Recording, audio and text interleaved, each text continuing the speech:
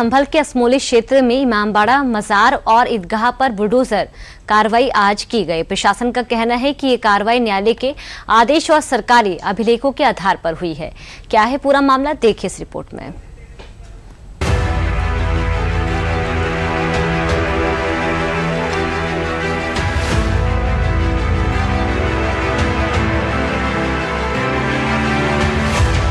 CM योगी 18 जुलाई को संभल का दौरा करने वाले हैं, लेकिन उनके दौरे से ठीक एक दिन पहले संभल में बुलडोजर एक्शन ने साफ कर दिया है कि योगी सरकार कानून व्यवस्था और भूमाफियाओं के खिलाफ अपने सख्त रुख से पीछे नहीं हटने वाली है।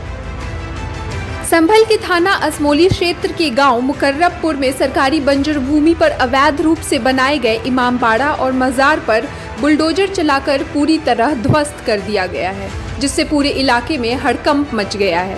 आइए जानते हैं क्या है पूरा मामला। 4.5 बीघा जमीन पर अवैध कब्जा कर इमामबाड़ा और मजार का निर्माण कराया गया। 1 महीने पहले भूमि का चिन्हांकन हुआ था। न्यायालय में सुनवाई के दौरान कोई वादी पक्ष सामने नहीं आया। इसके बाद प्रशासन ने ध्वस्तीकरण की कार्यवाही शुरू कर दी। दोनों संरचनाओं पर बुलडोजर चलाया गया। दूसरा मामला असमोली क्षेत्र के मढ़न गांव का है। यहां कब्रिस्तान की 70 वर्ग मीटर सरकारी भूमि पर अवैध रूप से ईदगाह का निर्माण किया गया। न्यायालय मजिस्ट्रेट के आदेश पर इस अवैध कब्जे को हटाया गया। के बंजर जमीन है, उस लगभग 3000 वर्ग मीटर के आसपास जमीन है, जिसपे इमामबाड़ा और बाकी बाउंड्री करके कब्जा किया गया था।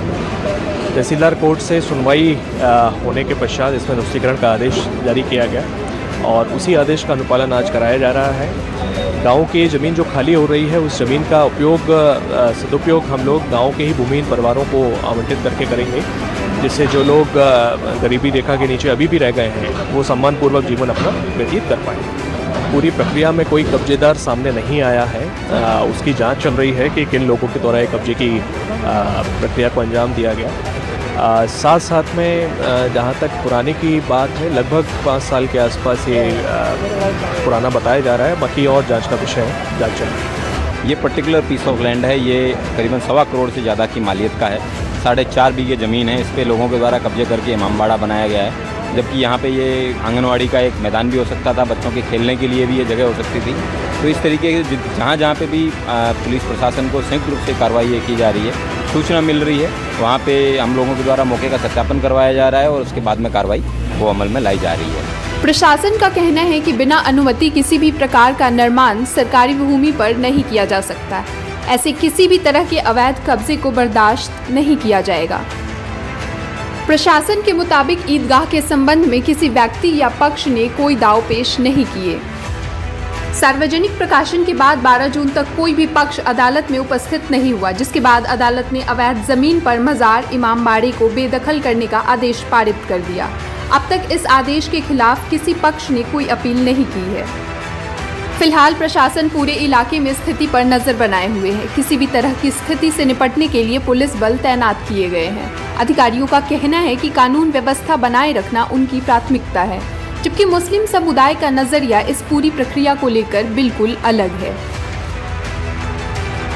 बुलडोजर चला है संभल में, पूरी तरीके से ये गलत है। वैध क्या है, अवैध क्या है, ये कौन डिसाइड करे? इसके गिराए जाने का मैं भरपूर तरीके से विरोध करता हूँ। इस पूरे मामले में क्या वैध है और क्या अवैध, इसका अंतिम फैसला अदालत ही करेगी। लेकिन योगी सरकार का रुख स्पष्ट है कि सरकारी भूमि पर किसी भी तरह का अवैध कब्जा स्वीकार नहीं किया जाएगा।